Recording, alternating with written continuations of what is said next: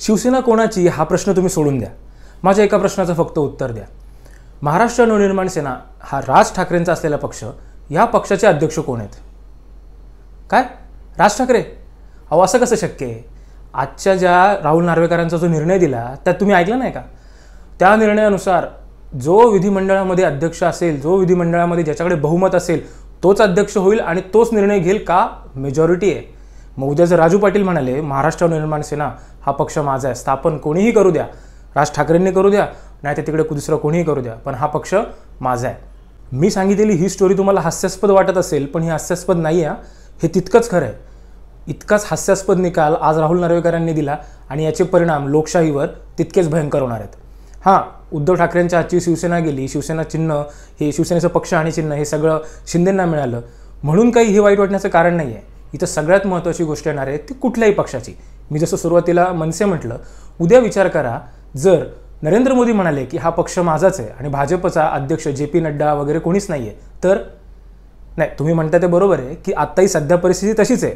अध्यक्ष नरेंद्र मोदीच आहेत, ते म्हणतात तेच होतं, नड्डांना वगैरे कोणी विचारत नाही.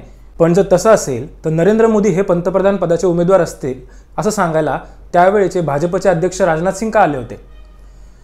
राहुल नार्वेकरांनी दिलेला हा निर्णय सद्य परिस्थितीला काय सांगतो? तर थोडक्यात शिवसेनेचे उद्धव ठाकरे गटाचे आमदारही अपात्र नाहीत आणि शिंदे गटाचे आमदारही अपात्र नाहीत. मग अपात्र झालं कोण? लोकशाही. राहुल नार्वेकरांच्या ह्या निर्णयामध्ये लोकशाही खऱ्या अर्थाने हारली. आता तुम्ही म्हणाल, अरे तिथे सगळ्यात जास्त बहुमत शिंदेकडे होतं, शिंदेकडेच आमदार होते आणि सगळ्यात महत्त्वाचं म्हणजे निवडणूक आयोगाने सुद्धा तेच सांगितलं की हा पक्ष त्यांचाच आहे. मग काय राहिलं? सुप्रीम कोर्टाने सांगितलं काय होतं की ही परिस्थिती म्हणजे त्यांनी शिंदेंचा व्हीप अवैध ठरवला होता, शिंदेंची गटनेता म्हणून निवड अवैध ठरवली होती आणि हे सगळं झाल्यानंतर त्यावेळेला पक्ष कोणाचा आहे हे तुम्हाला बघायचं आहे. इलेक्शन कमिशनने नंतर जो निर्णय दिला असेल त्याचा तुमच्या निर्णयावर परिणाम व्हायला पाहिजेच असं नाही. म्हणजे तुम्ही तुमचा इलेक्शन कमिशनच्या विरुद्ध निकाल सुद्धा असू शकतो, पण अर्थात कुठलाही विधानसभेचा अध्यक्ष असला हा सरकारचा पहिला गुलाम असतो. नंतर लोकशाही वगैरे जर त्यांच्या मनाला वाटलं तर ते बघतात. तसं इथंही झालं.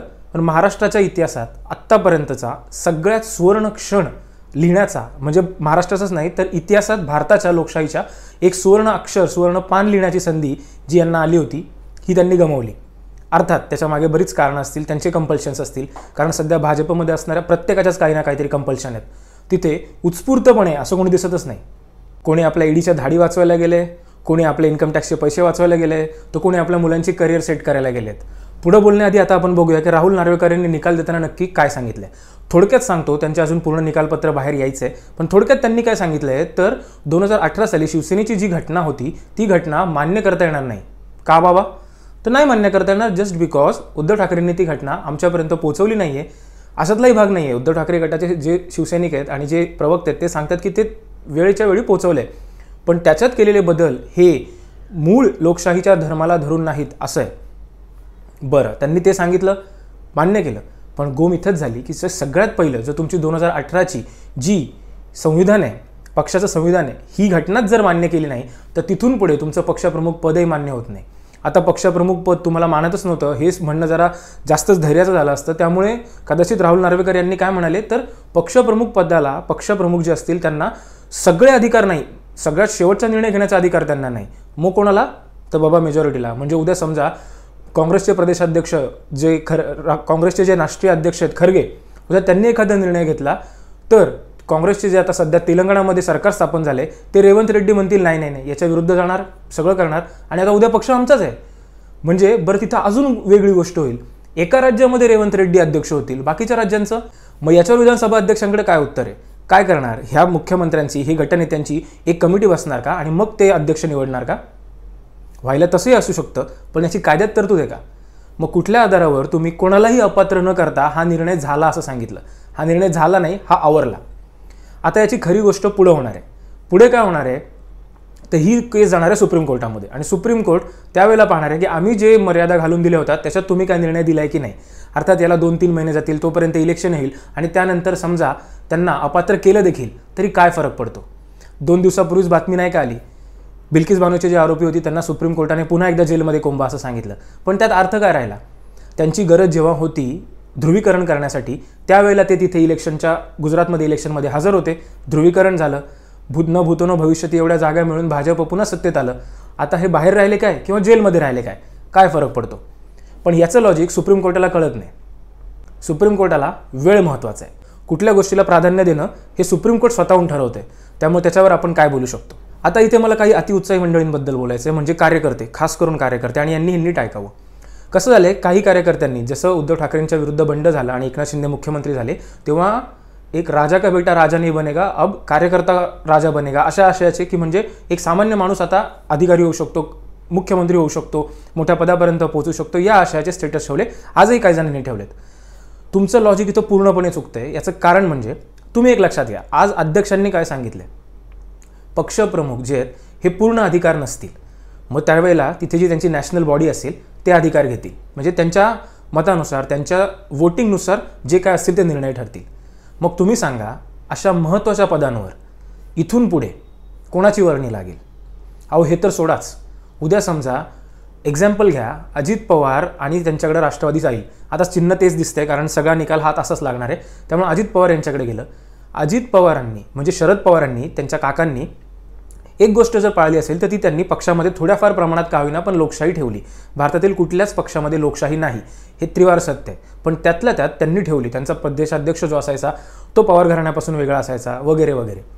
पण आता मला सांगा, प्रत्येक वेळेला गटनेता निवडताना हे कुठलेही पक्ष असतील, त्या पक्षाचा जो अध्यक्ष असेल, संस्थापक असेल, हा त्याच्या ब्लडलाईनमधल्यांनाच, त्याच्या जवळच्या नातेवाईकांनाच पुढे आणेल. इतरांवर तो विश्वास ठेवेलच कसा? आज जे म्हणतायत की एकनाथ शिंदेंना बाळासाहेब ठाकरेंच्या कृपेने सगळं मिळालं, त्यांना आठवण करून देतो की एकनाथ शिंदेंचं खरं करिअर सुरू झालं हे उद्धव ठाकरे कार्यकारी अध्यक्ष झाल्यानंतर. म्हणजे खऱ्या अर्थाने उद्धव ठाकरेंनी एकनाथ शिंदेंना मोठं केलं आणि त्यांनी आज काय केलं ते बघा. त्यामुळे इथून पुढच्या लोकशाहीमध्ये ज्यांना ज्यांना असं वाटतं ना की एखाद्या बापाचा मुलगाच पुन्हा पक्ष चालवणार नाही, हे पूर्णपणे चुकीचं आहे. फक्त होईल काय, जसं आता आदित्य ठाकरेंचं झालंय की फक्त पक्षीय लोकशाहीपेक्षा संसदीय लोकशाहीमध्ये सुद्धा ते कार्यरत होतील.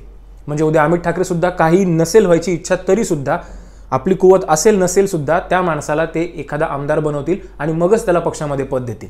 म्हणजे जी हक्काची जागा एखाद्या कार्यकर्त्याला, एखाद्या पांटप्रीवालेला, अभिमानाने जे आपण सांगतो एखाद्या वॉचमॅनला शिवसेना प्रमुखांनी अधिकारी बनवलं, आमदार बनवलं, खासदार बनवलं, ती सुद्धा जागा आता कार्यकर्त्यांसाठी शिल्लक नाही राहणार. आणि ह्या मुद्द्याबद्दल अजूनपर्यंत कोणी बोलत नाही आहे. त्यामुळे ज्या कार्यकर्त्यांना असं वाटतं की अभि राजा का बेटा राजा नाही बनेगा आणि कार्यकर्ते आता मोठे होणार, त्यांना ही खरोखर विचार करण्यासारखी गोष्ट आहे.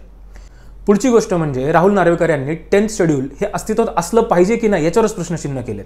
त्यांचं असं म्हणणं आहे की 10th शेड्यूल हे जे कोणी आमदार खासदार हे असतील यांना तुम्ही त्यांच्या फ्रीडम ऑफ स्पीचच्या आडवे नाही येऊ शकत. आता फ्रीडम ऑफ स्पीच म्हणजे मी जे तुमच्याशी एवढा गप्पा मारतो, एवढा बोलतोय, हे माझ्यासाठी फ्रीडम ऑफ स्पीच आहे, हे मला संविधानाने दिलं आहे. पण असंच फ्रीडम ऑफ स्पीच हे आमदारांनाही असलं पाहिजे.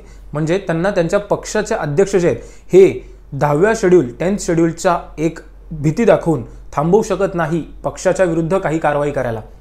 थोडक्यात पक्षाच्या विरुद्ध काही बोलायला. कारवाई केली तर त्याच्यावर होऊ शकतं. मुळात आता सुप्रीम कोर्टामध्ये तेही अजून स्पष्ट व्हायचं आहे की नक्की पक्षविरोधी कारवाई नक्की कशा असतील. कारण आता ह्या ज्या घटना झाल्यात ह्या दोन्ही बाजूने, म्हणजे शिंदेंच्या बाजूच्या पण याचिका आणि उद्धव ठाकरेंच्या बाजूच्या पण याचिका, पक्षविरोधी कारवाई केल्या म्हणून आमदारांच्या विरुद्ध असलेल्या या खारीज केल्यात. म्हणजे हकलून लावल्यात की नाही, दोघांनाही अपात्र करणार नाही.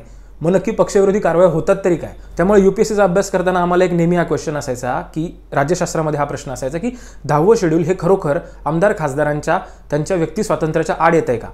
तर एका परीने पाहता ते येत आहे, पण याला एक मर्यादा घातली पाहिजे.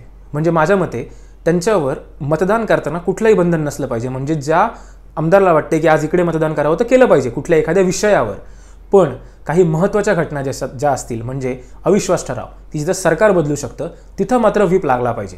कारण तसं जर झालं नाही तर घोडे बाजार हा आत्ताही होतोय, तेव्हा तर तो बेमालूमपणे होईल. त्यामुळे आत्ता विधानसभा अध्यक्षांचा हा जो निकाल आला आहे याने अजून एक मोठा बॉक्स उघडला आहे लोकशाहीबद्दल अजून चर्चा घडवण्यासाठी. म्हणजे उद्धव ठाकरे यांच्या गटाच्या बाजूने जर पाहायचं झालं तर त्यांना आता एका गोष्टीमध्ये इंट्रोस्पेक्ट करावं लागणार आहे, ती म्हणजे आपण ज्या घटना लिहितो त्या किती पद्धतीने लोकशाहीशी निकोप आहेत आणि त्या कशा व्यवस्थित आहेत. आता खऱ्या अर्थानं पाहायचं तर 2018 सालची ती घटना इलेक्शन कमिशनने तर त्यावेळेला स्वीकारली होती, पण आता घटना स्वीकारायची की नाही स्वीकारायची, की तिला मान्यता द्यायची की नाही द्यायची, हा अधिकार विधानसभा अध्यक्षांचा आहे की इलेक्शन कमिशनचा, हे सुद्धा आता ठरणार आहे. पक्ष कोणता आहे हे ठरवायचा अधिकार विधानसभा अध्यक्षांकडे दिला होता, पण त्यासाठी घटना मान्य करायची की नाही करायची हा अधिकार सुद्धा आता एका प्रश्नाच्या रूपाने पुढे येणार आहे. त्यामुळे इथून पुढे अजून मजा येणार आहे सुप्रीम कोर्टात काय होतं ते पाहण्यासाठी. मला वैयक्तिक विचाराल तर ह्या घटनेमध्ये एक कायदेशीर लढाई चालू राहिली त्यात काही हरकत नाही, पण खऱ्या अर्थाने आता उद्धव ठाकरे आणि आदित्य ठाकरे यांनी स्वतःला जनतेच्या दरबारात नेलं पाहिजे, आणि कारण खरा फैसला हा तिथेच होणार आहे. तुम्हाला काय वाटतं हे कमेंट बॉक्समध्ये मला नक्की सांगा. अजून चॅनलला सबस्क्राईब केलं नसेल तर नक्की करा. व्हिडिओ आवडला असेल तर लाईक करा, शेअर करा. जय हिंद, जय महाराष्ट्र.